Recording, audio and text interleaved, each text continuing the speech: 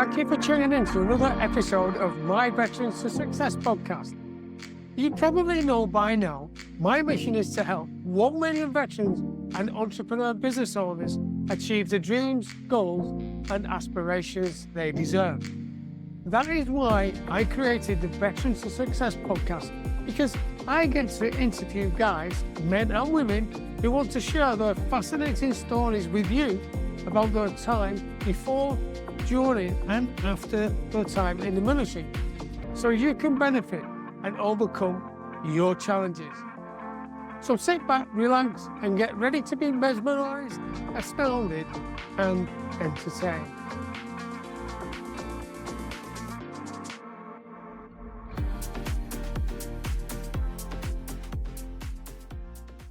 Hello and welcome to another episode of Veterans to Success. The whole thing is set around speaking to seemingly ordinary people who have extraordinary stories to tell. And today I've got with me Chris Penter. Chris, hello, Chris. Thanks for joining me. Hi, Joe. Nice to see you. And we've already had a chat. You know the drill. There's no big introduction because your life is very interesting. And what we'll do during our chat today, we'll do a steady reveal as we go along. So, you know where we're going with this, and I want to take you back to when you were a young lad, a young boy. What was going on in your life, and what was family life like? Well, I was very lucky. My family life was very, very happy. You know, my parents were brilliant parents. We didn't have a lot of money. My dad worked for ICI. My mum was, at least while we were young, was a stay-at-home housewife. And we lived in a council house in Sandyway, which is just up the road from where I are now. Right. But you know, my parents put the children first, me and my sister. So although we didn't know it, they were going without, so that we didn't need to. And so, you know, I had a balanced childhood. I had a happy childhood. I had some good friends. I think. The only highlight to remember, I was fairly placid as a young man. You know, I wasn't one for confrontation or argument or anything like that. But I do remember on one occasion when I was at primary school, there was a lad who had a very unhappy childhood, and he came round to our house and told my mother he was going to beat me up after school, and she asked why, and he said, "Why not?" Basically. Right, okay. I was next on the list. He was a school bully, but he announced his intention. And sure enough, the crowds were gathered on the field outside school. It had all been announced. He was waiting for me. Yeah. And I don't know what happened. It was sort of like the red mist, ginger hair. And Okay. beat the living daylights out of him. They had to pull me off him. And that made me understand that actually I was capable of, you know, giving someone a good hiding, but it was not something that I wanted to do, and it never happened since. Yeah, and that's very interesting, Chris, because it's always the quiet ones. And I had a similar, I had a similar event, and I think that, and I'm not, and I know neither of us are condoning fighting at all, but sometimes you just need to take a stand, don't you? Well, what was interesting was it was almost at the end of primary school. And so when I transferred to secondary school and went to Sir John Dean's in Northwich, a number of my class went with me. And, you know, the word got around. There was, don't argue with this chap. He's a nice enough chap, but don't argue with him, whatever you do. And so it was somewhat of an advantage. You know, I made friends easily. And there was never any question of any sort of conflict or anything. No. So again, you know, I had a dream school career as well. I one of those people who thoroughly enjoyed school and, you know, thrived there and did well there. Now, it seems like it's all roses and you were just born with a silver spoon in your mouth and you're the golden child and it was really easy. Because I know you as a positive outlook on stuff, right? You mentioned that you didn't have much money. Your mum and dad gave up a lot, so you and your sister could be well catered for, which is lovely because I think it's important, especially nowadays, because we live in such a fast-paced life, and kids nowadays are just going out and thinking, oh well, I'll just have this, and it's all about a waste way instead of developing values, if you like, good values about using things and utilizing things and friendship. And where I'm going with this is the fact is that you put the study in, didn't you?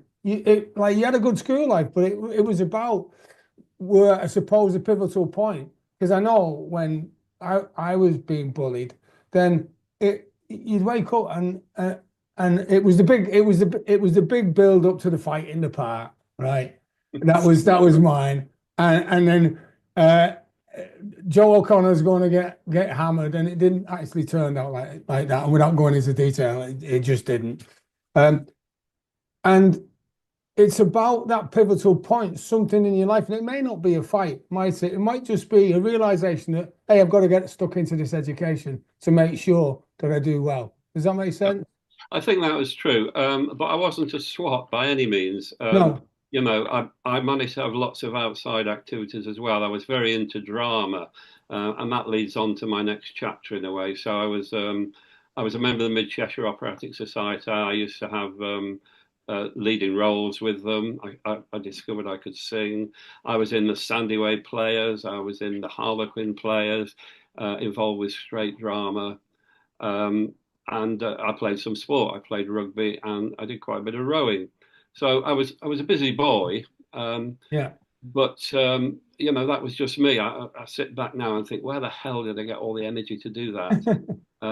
But you did in those days, didn't you? Yeah, you did keep on. You know, Well, there were yeah, no machines to sit looking at like we are, and telly was one channel, black and white.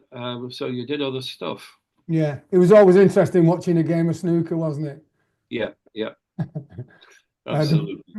the red ball is and the yellow ball is, and they were describing it. So, what was it about?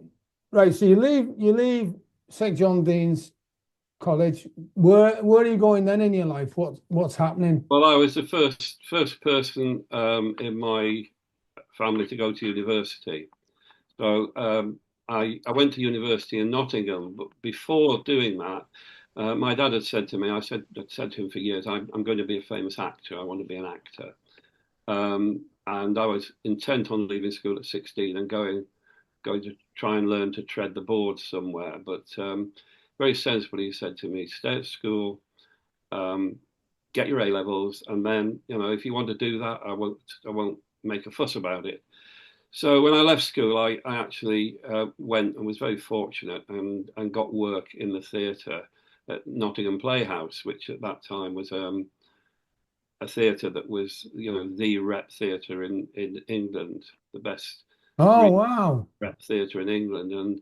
And I learned a lot about drama while I was there. I learned a lot about acting. And I learned that I was never going to be a famous actor. You know, I was okay, good enough to be there, but there were a lot of other people who were so much better than me, some of whom if I start name dropping, you will have heard of. Well, Uh, we're going to come on but to that actually, because I would like you I'm not going to do that. to. But while I was there, I was beginning to realise that you know, I probably wasn't going to make it in the theatre. I guess I didn't at that time have that risk-taking mentality that you've got to have as an actor. You know, because you never know. You haven't got a regular job. You never know whether you're working or you're resting. You Yeah. don't know when the money's coming in, when it isn't. And I was very nervous about that as well. And we did a play that where we required to have, it was set in a university, and we were required to have lots of students. And so the company approached Nottingham University. They sent a load of students across to be in the play, and I got talking to the tutor who came with them, who suggested that, you know, why don't I apply to go into a drama course at university? Right. So I've got the qualifications. So I did apply, um, but not to do drama, to do biology. So I got a degree in biology. Thinking Well, behind that, I could always have theatre throughout my life as a hobby. It wasn't something I was abandoning, but that if you like, my life chances were better with a degree, particularly in a science. Mm. And I thought, well, if I'm not going to be an actor, I might as well be a teacher, which is more or less equivalent to being an actor, let's be honest. And so that was my mindset at that time. Good. So, and from that, how did you find university, and as you started to develop your career and bring it across to what you did later in life once you'd finished your Well, university? again, it was energies. It was to do with energy. I did a degree in biology, but also thanks to the drama tutor, a guy called John Pick, I was allowed to access the drama degree as well. Now that wasn't for a qualification, but universities at that time you had about 4 or 5 lectures a week in each subject, and then seminars, practicals. So I was able to fit in a large chunk of doing the drama degree as well. So my acting skills improved at the same time, and I was involved in all the productions. I was president of DramSoc, first leadership role, president of DramSoc. And what's the ground sock? What does that do exactly for well, people who don't know?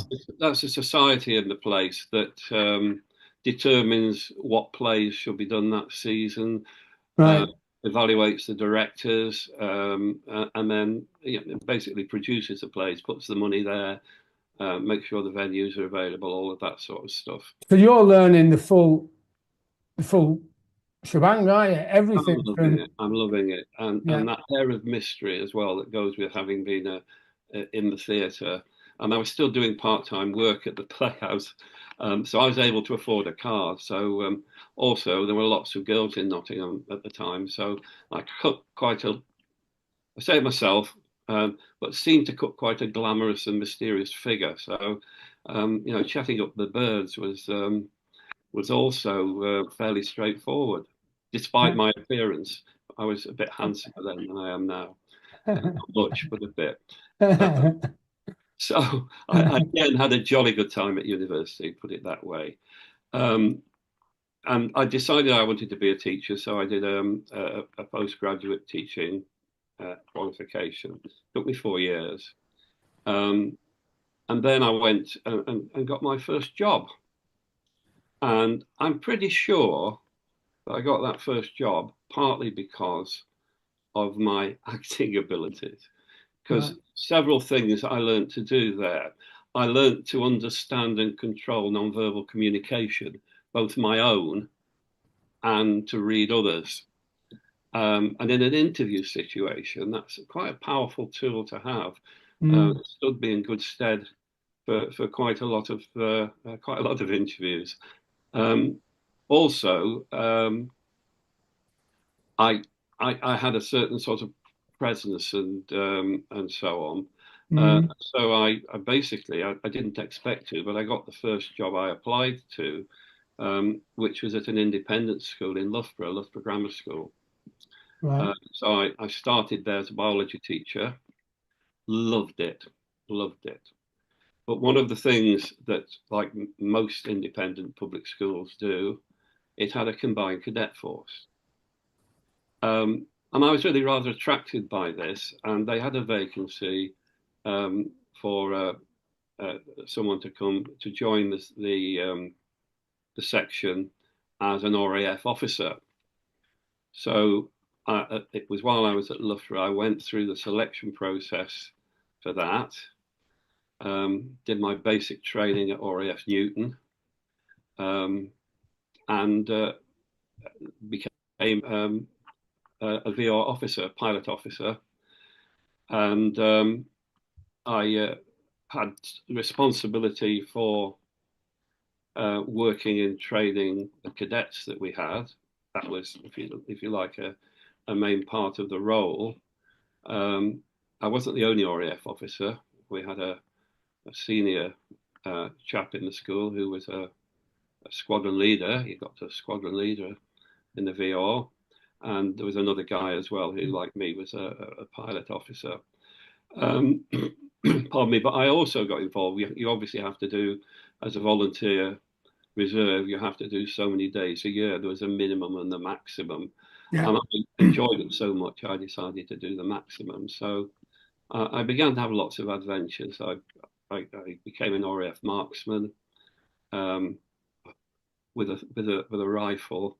I couldn't hit a barn door with a pistol. Um, Absolutely rubbish with a Browning automatic. So you couldn't hit a barn door with a pistol, but you were a pretty sharp shooter with a rifle. So Yeah. what sorts of other adventures did you get up to with the RAF? Well, And I'd how was it impacting against your career as well? And what? well, I did a navigation course at Finningley, Yeah, because obviously you have to have a reserve job as yeah, a volunteer reserve, you know. yeah. So come the big war, you'd slot into a job. So they decided I'd never be a pilot. Um, and anyway, you couldn't be a pilot if you were a reserve officer. You could train as one later. So anyway, I went to train as a navigator and failed the nav course in a spectacular fashion. And Remind me not to go on a long journey with you then. I'm all right now with sat nav. So I ended up my reserve occupation was in RAF intelligence. Ah, right, okay. Okay, which is not as exciting as it sounds, but there'll be people out there listening to this who know exactly what I did during that time.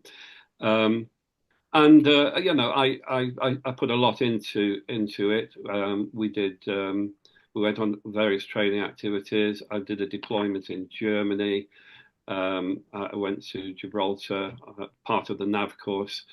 I actually had to try and well, I was in a plane with a guy who was requalifying on his night navigation, you know, Hmm. astro navigation by the stars. So I went along for the ride to see how it was done. So lots of things like that that you wouldn't get to do in civilian life, and I And you were enjoy. saying, sorry to cut across you. You were saying about in that time in that year. What year was this, by the way? Oh God, let me work it out. 1971 to 77, 6 Right. years. Okay. So during that time, there was some interesting stuff going on, and the RAF did play a part. And I know that you said it wasn't that exciting, but some of the intelligence that the RAF brings in is pivotal. In fact, it's very important. Yeah, bearing in mind this was before satellite, surveillance and so on. I didn't do anything very exciting. Right. Okay. I never fired a shot in anger. I did stuff which, for me, was new experiences. Uh, Yeah. which regulars would probably think, oh, we used to do that every day. Um, I talked to a mutual friend of ours, Chalky, um, and he talks about some of the things that he did, Yeah. routine. And I'm thinking, if I'd have done that, that would have been, I'd love to have done that. Sure. Well, yeah. Chalky's been on the podcast actually, and we had some very interesting chats I and bet. covered some stuff. So during that time, right, what skills did you learn in the RAF that really set you in good stead for seriously? Because even though, right, you may play down the fact that you were a reservist, you were still in the military bubble, if you like, and Sure. still, and while you're in the bubble, because I served in the regs and the territorial army, which is now the reservists, and while I was not covered by army regulation while I was working as a civilian, as soon as I crossed the threshold and I was then in the territorial army in the barracks, I was just as liable for military law as anyone else, and that Well, meant no. Yeah, yeah, and that meant that I had to behave like a soldier, and you'd have to behave like a exactly. yeah. So what did you benefit from being in the RAF? Oh, well, apart from a huge range of experiences that I otherwise wouldn't have had, like flying in the back seat of a Harrier or in the All front of right. a Harrier, um, then there were several things. I think one of the things that took me a while to get used to was the mindset. Mm. You'd be in the mess and you'd be talking about what was going on, and it wasn't a question. People didn't talk about if there's a war; they talked about when there's a war. It wasn't if, it was when. And I thought, what's going on here? And then I suddenly realized it came to me, it didn't take me long to realize that if you don't think like that, why are you there? What's it Yeah. for? You have to have that sort of mindset. And I Mm. began to understand something about a little bit about the military mind and the military machine and the way that that works. I learned quite a lot about relying on people, which I guess everybody would say. It's Yeah.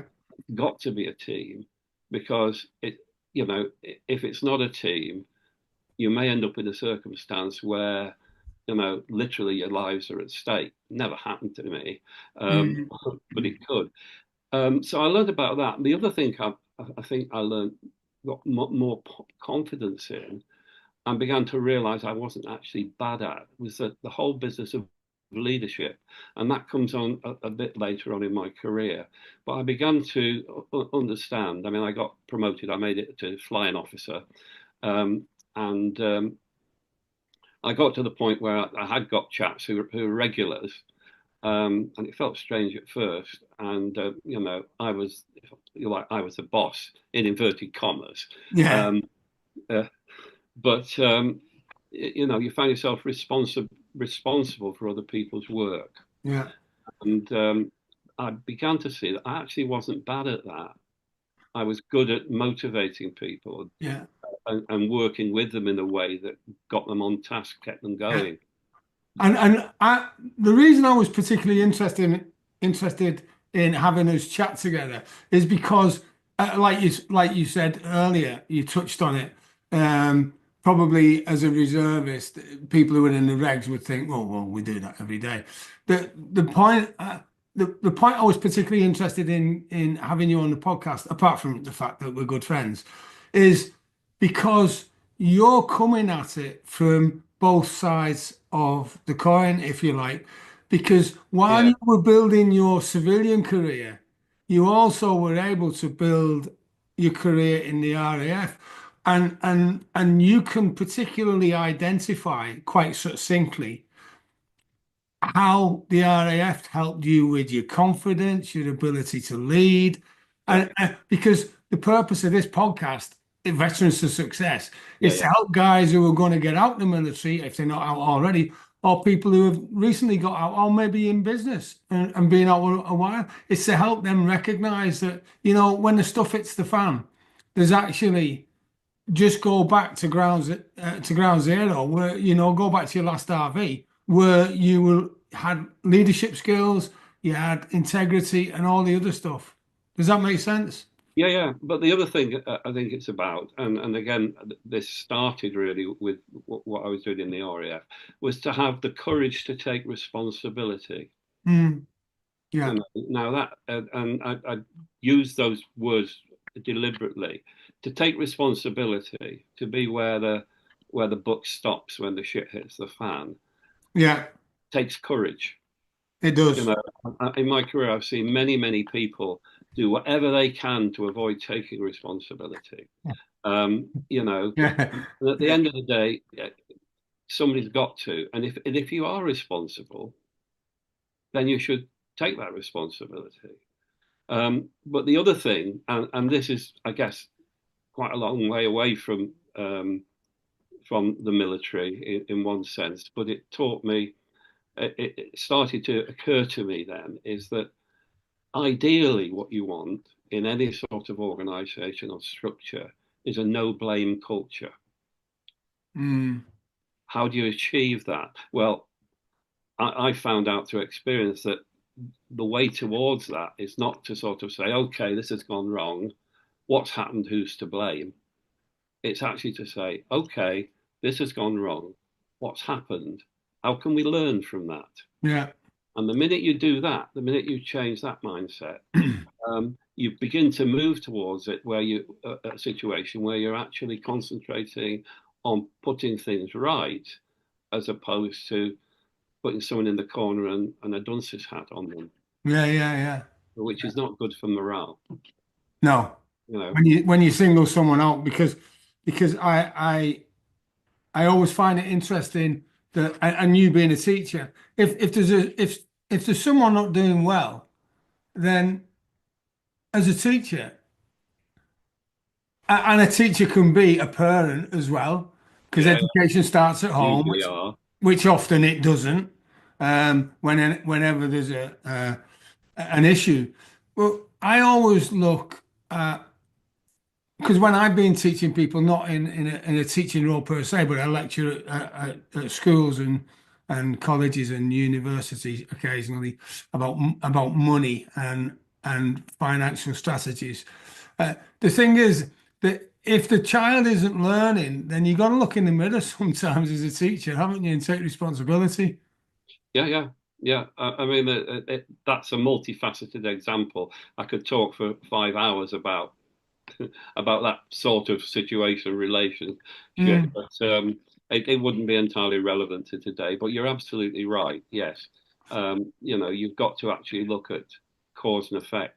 yeah. You can see the effect. You've got to then find the cause, and often blaming someone for what's gone wrong gets in the way of finding out why it happened. And I learned that early on, and it stood me in very good stead. Yeah. Thank you. So you've you're doing well in the RAF, and alongside your career, how's your career going in Civvy Street? Uh, it's going pretty well. I got promotion as well in my first job at Loughborough Grammar School.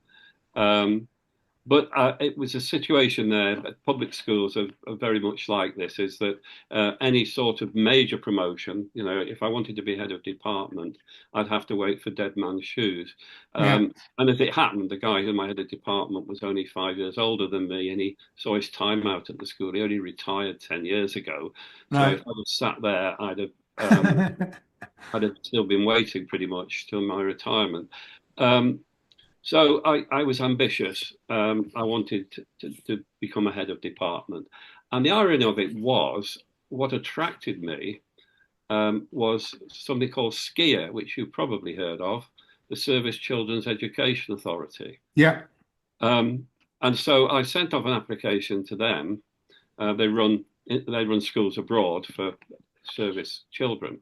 I sent off an application to them, and what they do is they hold a pool of people and their skills. And if a job should come up in one of their schools, they contact who they think might fit, ask them if they're interested. And I have a funny story here because I made the application to SCIA, and I didn't hear anything for ages. And about 6 months later, I got a phone call at school, um, and I picked up the phone and I said, Chris Penter. I said, yeah. He said, my name's Bond, James Bond, Commander James Bond. You imagine what my action might have been. I almost said, F off. Or, it was all fine. Oh yeah, probably the But other one. for whatever reason, I didn't. There was some sort of authoritative about his voice. And it turned out that this guy, who was at that time head of SCIA, um, was actually a commander, a Royal Navy commander called James Bond. And he did it to everybody, and you can see why. Um, like a friend of mine is called Richard Head, who says to everyone, call me Dick. Um, but so I was invited for an interview. I went down. I can even remember the address, Lake House, Theobald's Road, which was Right. a centre for all sorts of things in those days. Some of which were a bit hush hush, but definitely military. And I went in and I had an interview. And they said, "Well, we'll let you know if we're going to put you on our pool list." They did. And then about 6 months after that, I was offered a job as head of biology at the Cornwall School in Dortmund, BFPO 20. All right, I know Dortmund. Yeah. Yeah, so I accepted the job, and then I had to resign from my job at Loughborough and also resigned my commission with the RAF. And so, interestingly, in the same week, I got two letters. One was a letter telling me that they accepted my resignation. I was no longer, involved, but I was on the reserve list for 10 years, I think it was. And although I was no longer bound by the Official Secrets Act, everything that I had learned during my time was still covered by the Official Secrets Act. And then another letter in that same week was a copy of the Official Secrets Act to sign. Growing up, do they? That's a bit. Well, it gave a typist a job, I suppose. A bit. I went out to Germany. I was very fortunate. They took into account. I was a civilian, obviously now, but they took into account my substantive RAF rank in awarding me accommodation I was entitled to. So I got captain's quarters, which was very nice. Okay. So I got a bookcase and a dining room, which was really rather good. I was stationed out at a place called Holzwickede, and commuted into just the outskirts of Dortmund to the school. It was a very strange time at that time in Germany. We're talking about the early 80s. What year? We're talking 77 to 81. Do you know what? Because 81, I got posted to Germany in 81. So you might have been doing your swan song as I got. I was on my way out as you were on my way in. You were on your way in. It was a strange time because at that time the IRA were very active. Yeah. And the artillery was stationed in Dortmund, and they were regularly rotating in and out of Northern Ireland. So Dortmund was a target for the IRA. And they had, at that time, also ganged up with Baader Meinhof. That's right. I remember the Baader Meinhof, yeah. To do nasties. And so security was tight, and it needed to be. There was a bomb placed in the sergeant's mess that went off. Nobody was killed. There was a female captain that was assassinated with a letter bomb in the post office on Camp 7. There was another guy who was shot at traffic lights because he had BFG plates on his car. Of course, yeah. So he stopped at traffic lights in Holland. A car pulls up on the side of him, sees him off. Yeah. And yet another guy, unfortunately, who was a captain in the transport division, who had just moved into a house that had been a captain of an active unit in Ireland, and so he was popped off on his way to work on his front path. But it's you've just brought back memories now. BFG plates, if you're listening, you don't know what they are. It's British Forces Germany, and it was on the letter or the characters were in white and the background was black. And it was like driving around with a target on. So I'm military, and we all had BFG plates on our car, so we were a bit windy. I had a parking space in an underground garage which was secure, but every morning it was bonnets and boots. You had a mirror on a stick. You sniffed for the smell of marzipan. You looked for wires. That's right. Which was a bit intimidating. Armed guards walking around the quarters day and night, 24 hours. Yeah. And bonnets and boots every time you went into or out of the camp. So in some ways it was quite stressful and tense time. It didn't worry me particularly. My wife was occasionally upset by seeing these guys come out of the darkness when she was on her way home with SLRs at the ready. But it was quite a difficult time, and but you learn to live with it. It was interesting. You can learn to live with anything, can't you? Yeah. If you're exposed to it, something enough, then everyone was in the same boat. We were all in the same boat. We were all uber cautious. Part of the problem I had was I was appointed to the school, a newbie in the school. And I was called into the headmaster's office, and he said, "Oh, Chris, welcome." He said, "I hear you've had experience with the military, with the RAF." I said, "Yes, I have." He said, "Well," he said, "as it happens, the guy that was our school security officer has gone on to another job in Rhine Ireland. So we're looking for someone who knows a bit about what they're doing to be the school security officer, and it's you."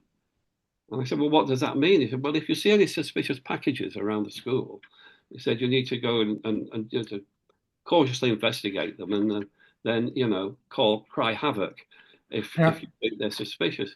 Now, if you've ever been in a school, Joe, full of kids, there are bloody bags left everywhere. Yeah.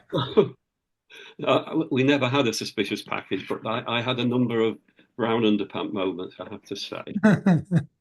What was what was what was it like teaching the forces children? Same as It was a great privilege. Teaching in Loughborough, it was a Loughborough Grammar School. You got into it if you A, had money, and you B, had brains. I was teaching the best and brightest kids in the country. They all went off to Oxford and Cambridge. right. And I had to keep, one step ahead, literally, in my knowledge. Um, Going to Dortmund, to start with, it was a mixed school. Loughborough Grammar School was a boys' school. So that Yeah. was a new experience. Um, they were mostly the children of squaddies, because at that time, MOD paid for the officers to send their children to schools in the UK, to boarding school in the Yeah. UK. So most of these kids were kids of the squaddies. Um, the one advantage I had is that the kids knew, because their parents knew, that if they kicked off in school big time, then the head would let the commanding officer know. CO would arrange for the pet family to be transferred somewhere else, Right. usually back to the UK. And all the perks you got, the foreign service allowance, Yeah. duty-free motor cars. Nobody wanted to go back to England. So these kids were given by their parents or by their dads absolutely dire warnings about misbehaving. So on the whole, the kids behaved really well. Most of them were eager to learn as well. Good. Quite a lot of them were bright. I'm still in touch. Teaching is a job that keeps giving. I'm still in touch with half a dozen of them. One of whom Oh, went on to be editor of Which magazine. One of whom actually rose to a significant rank in the forces, lieutenant colonel, right. and a few others. And so to know that these kids actually benefited from that education, and them to let me know how, it's a real privilege. Fantastic. So you're back in the UK after spending time sharing your wisdom, skills, and knowledge with the children, the Yeah. service children, and helping them with their careers. So when you come back to the UK, what are you doing? When I came back to the UK, in a sense, I had to come back to the UK. I just signed up. We did 3-year tours. I Yeah. just signed up and been accepted for my second tour. I was intending to stay there, but my wife was taken seriously ill Oh, I'm and was sorry. back to the UK with what they discovered was a heart condition that was a congenital heart condition. Wasn't something that was easy to deal with. Um, and so she came back and she had um, the army were brilliant. They put her in St Thomas's Hospital in London. Oh, The yeah. best surgeons were there. Yeah. And after a spell in the Queen Elizabeth Memorial Hospital when she first got back, Mm. and they operated. And that she could have come back to Germany, but I felt that it wasn't right. So I started applying for jobs, and this is where luck comes in, I guess. Yeah. Um, it was awkward going to interviews from Germany back to the UK, but I soon learned if you promise to pay your own expenses to port of entry, then you started getting interviews. Um, so I got an interview at a school in Northumberland that hadn't been built. This was a brand new school that was, by the time I went for an interview, it was just a green field. And they were looking for senior staff to open this school. So I had the enormous privilege. I got the job. and there were about 6 or 7 of us, the senior staff that had been appointed. And we had the job of planning the school, not the architecture of it, that was decided, but we planned the curriculum, we planned the pastoral care framework, we decided what was going to go where, we decided how the school was going to be equipped with, all the various equipment and so on, Yeah. making decisions about furniture, the type of furniture, all of that sort of stuff. And then we opened the school.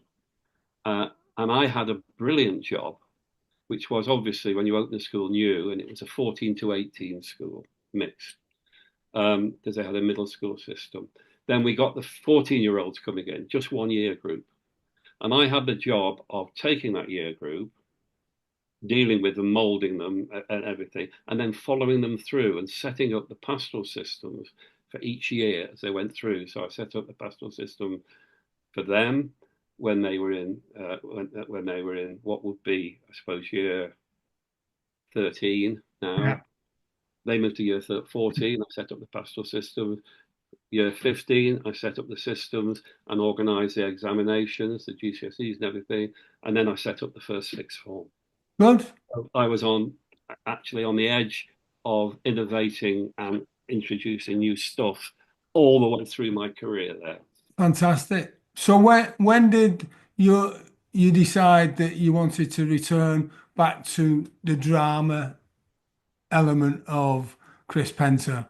I never stopped doing it. I never stopped doing it. When I was at Loughborough, I worked as I was the director of a theatre group called the Loughborough Theatre Workshop, and I was able to negotiate the world premiere outside London of Joseph and His Amazing Technicolor Dreamcoat. I had a sticky meeting with Andrew Lloyd Webber, but I actually got away with it with a little bit of help from some friends on the Daily Mail. So we did that, and I directed about a dozen productions while I was in Loughborough, moving away from the acting to directing, which I found I was good at. When I was in Germany, I wrote and directed a musical. I've written 3 more since then. Fantastic. All of which have been performed. One of which was due to be performed in Newcastle with Kate Bush and Peter Straker in the main roles. Wow. But unfortunately, it fell through when the director, the guy called Ken Hill, went off to another job. And the new theatre director that came in didn't fancy doing it, and they just sent it back. So that was a bit disappointing. But you live with these things. So I did that in Germany. I directed several productions out there. I actually appeared in a couple. I was a scarecrow in The Wizard of Oz, and I was in Zigga Zagga. Came back to Northumberland, and I was supported, I suppose, by a local group who wanted to revive a thing that had happened. I lived in a village called Warkworth, which had a big castle at the top of the hill. Right. Okay.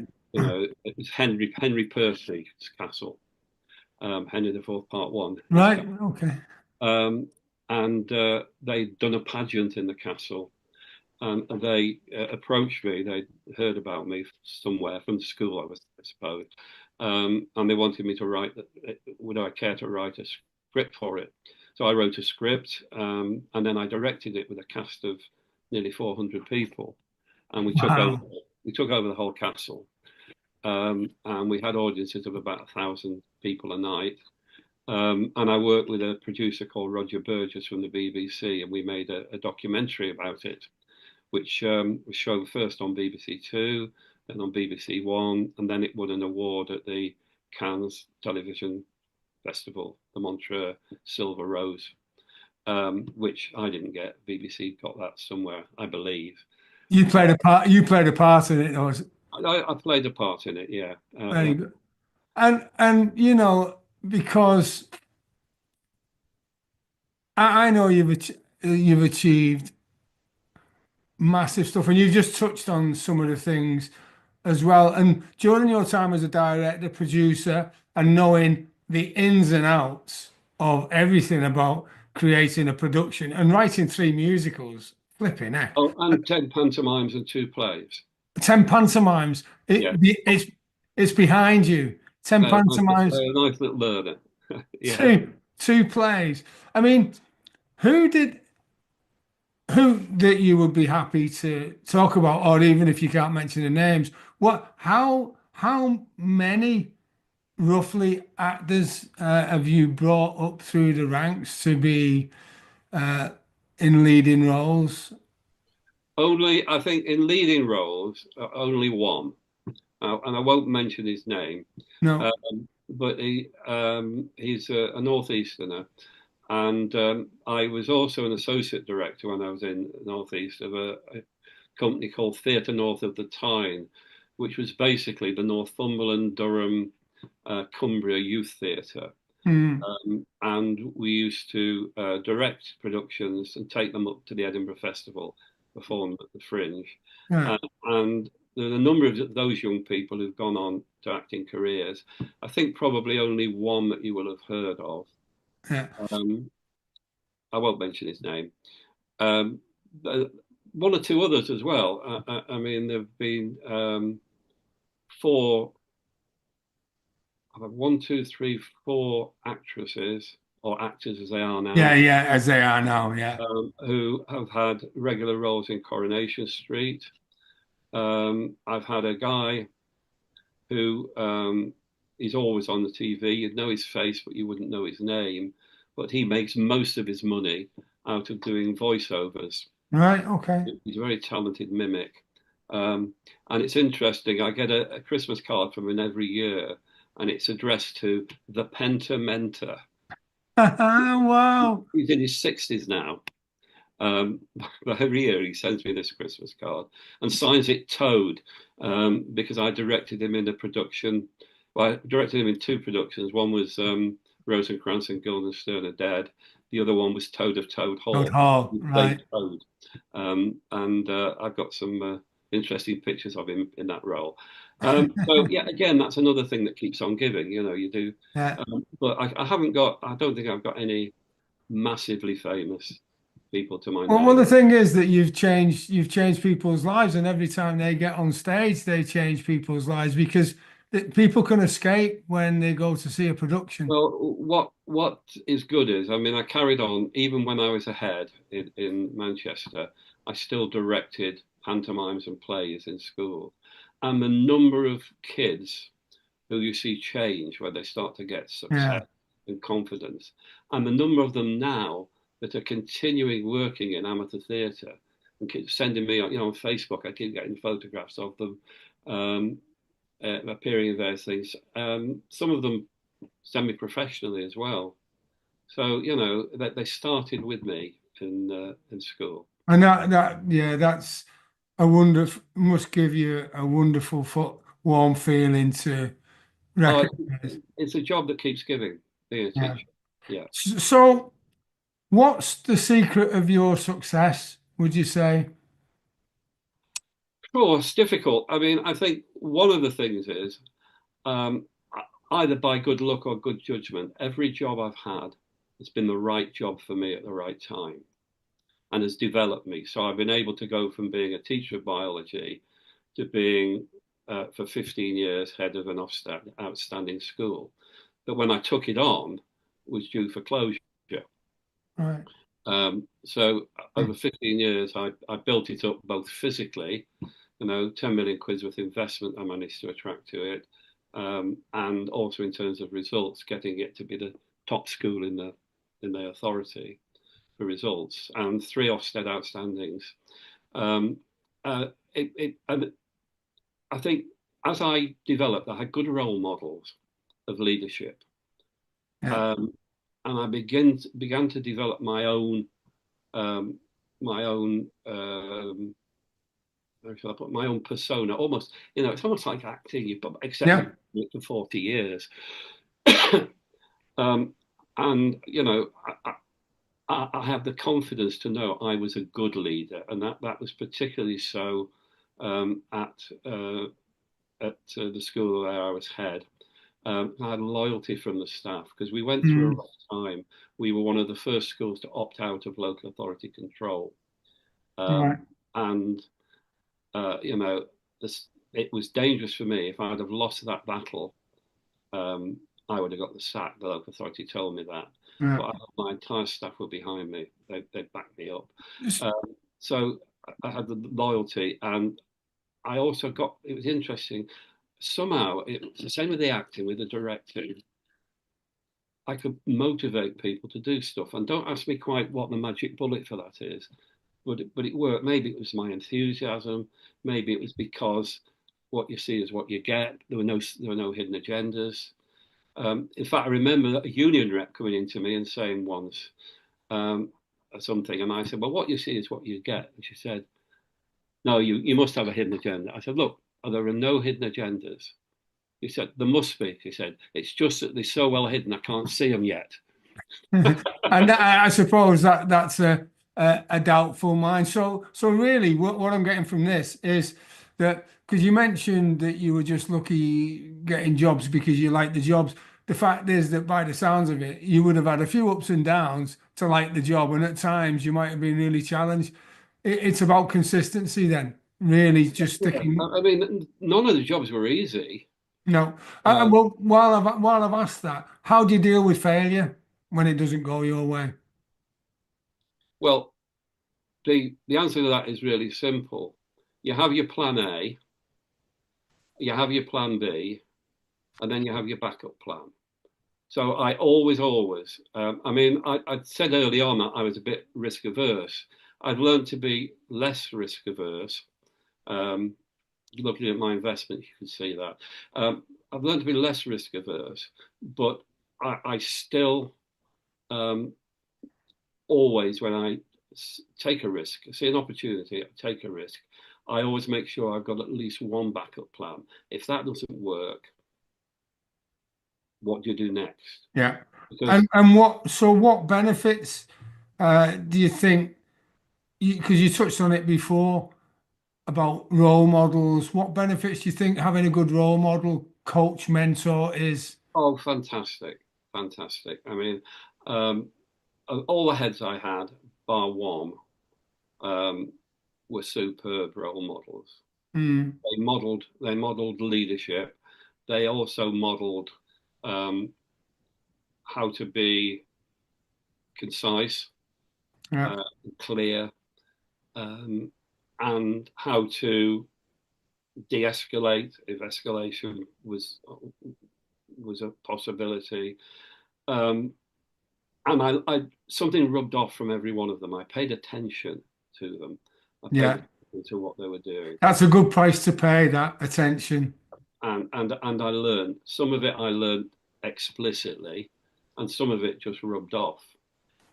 Which is why when I left, well, when I was still working at Fairfield, I was approached by the Centre for Educational Leadership at Manchester University, and they were interested in working with the London Leadership Centre to set up a new qualification called the National Professional Qualification for Head Teachers, NPQH, and they invited me to join the team um, to put in some experience to help create that qualification.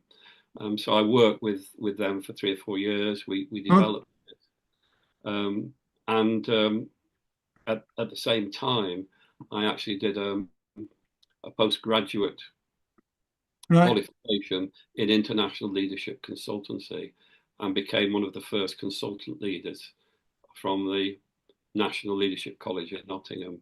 So Um, what's the one that's top, the way I went. right? Thank you. Thank you for sharing that. So it's clear to me that you've used everything that you've learned. It sounds like the when you were in the RAF and then you went when you went to be a teacher out in Dortmund, that really cemented a lot of the values of the military. And what's the one top tip you give to either someone's coming out of the military or someone who's left the military and is not sure what to do, or maybe is in business and is doing okay? What's the one top tip you would give them? Well, can I preface that by saying, first of all, that I sort of painted a quite rosy picture of continued success there. And when you look at it in an overview, that's what it was. But if you break that down, there were disappointments, there were failures, there were really hard things. I mean, my first wife died. I had to deal with that while at the same time leading a school. Yeah. Uh, the school went into this opt-out campaign where literally I was receiving death threats for supporting the school going out into this. There were times that obviously I mentioned in Germany when things got very tense. Yeah. So it overall, I think I've had a golden career. I can't complain about it at all. But there have been times when I have been stressed, anxious, Yeah. concerned, sometimes not quite knowing what the next step is. So my advice would be, this might sound a bit trite, is if you're at a point where you don't know what to do, take a breath, look back at how you've got to where you are, both of what you've achieved along the way and what went wrong. Mm. And you can always formulate from that. You can formulate from that what works and what doesn't. And then you can start to plot the future. None of us know the future, but you can start to, I mean, it's like doing development plans, strategic planning. You do your environmental scanning, don't you, when you're doing strategic planning, and you look at what the potential out there are. So, and you work, and you think what might happen or might not happen. You can do that in your own life. And it can help you see a path. And the other thing that I would say to people is do a bit of relationship planning as well. And that's a simple job. Get a piece of paper, put you in the middle, and then everybody that you care about, everybody that's related to you through home, through work, or whatever, put them on that bit of paper.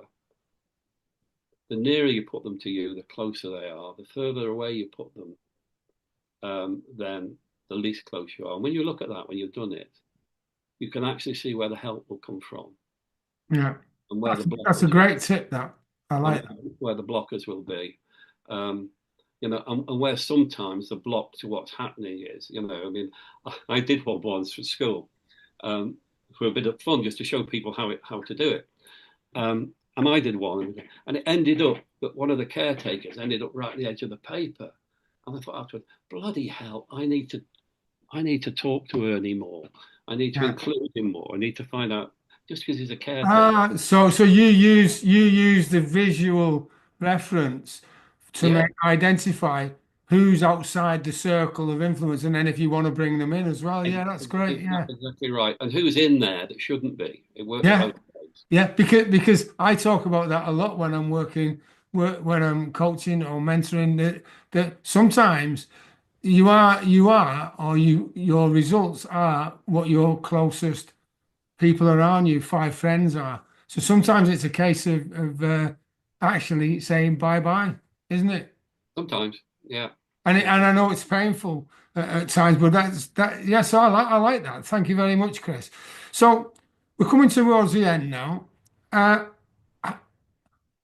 valuable do you think skills are that you learn in the military, and how transferable are they to Civvy Street? Very valuable, very transferable. Teamwork, first of all, everyone will say that. Camaraderie, mutual support, mutual help, unreserved. You learn that, and you learn to trust, and you learn to understand what constitutes, if you like, the right climate to trust others. Mm. I learned that in the military. I also learned about discipline, and much more about self-discipline than imposed discipline. And if you've got good self-discipline, then the imposed discipline is easy peasy. You can deal with that. It's no problem. And when the sergeant major shouts out, you are effing hopeless, you bloody cretinous man, sir. Yeah. And just let it go over. So self-discipline allows you. Yeah, and also I think self-confidence, and that's a bit of roundabouts and swings things, because to become more self-confident, you've got to succeed. But what a lot of people are not able to do, they don't analyze, they don't look back on what they've done and rate it, as it were. You know, people don't understand that they have actually been successful in the past, that they've done things that would count. Well, I on a past podcast or a video blog that I've done, and I've written about it as well, I call it the Hansel and Gretel strategy. You know, when you're going forward into unknown territory all the time, it just looks like unknown. Whereas if you need to look back every now and again, and look at the crumbs of success that you've left. You know, leave a trail of crumbs. Yeah. Exactly. That's exactly. It's a good analogy, that. But you've got, you know, people say live in the now. Yeah, well, you've got to live in the now. But everything that you are is a product of what's gone. You know, not what's to come. What's gone. That's right. So, you know, you need to a bit of self-analysis, a bit of introspection does nobody any harm. Yeah. Good. So we've known each other a while now. What's the future looking like for you at the minute now? What's your next plan? What have you got lined up? Basically, now I mean, I worked for 50 odd years. I'm now retired. It took a while for me to retire. I retired 3 times. But I think now it's just doing things that I like to do. I'm doing a bit of writing. Right. I haven't directed anything for a while. I'm getting a bit creaky now to be jumping on and off stage. But I'm still doing some writing. I'm working at the moment on a book that is part fiction, part biographical, and it's not going very well. And travel, you know, good. Just doing a lot of traveling and looking after the wife and looking after the family. Well, Chris, to do it. Fantastic. Well, thank you very much for spending time with me today and sharing your journey. I found it really fantastic. Thank you. Thanks for your time. You're very welcome, Joe. JoeTeams.com is a resource I have created to fulfill my mission to help 1 million veterans and business entrepreneurs like you achieve the goals, dreams, and aspirations they deserve. JoeTeams.com is jam-packed full of valuable resources specifically designed to help you on your journey to success. Visit JoeTeams.com now to find out how you can join and start your journey to success immediately. That's JoeTeams.com, JoeTeams, JoeTeams.com. And until we meet again, have a brilliant day.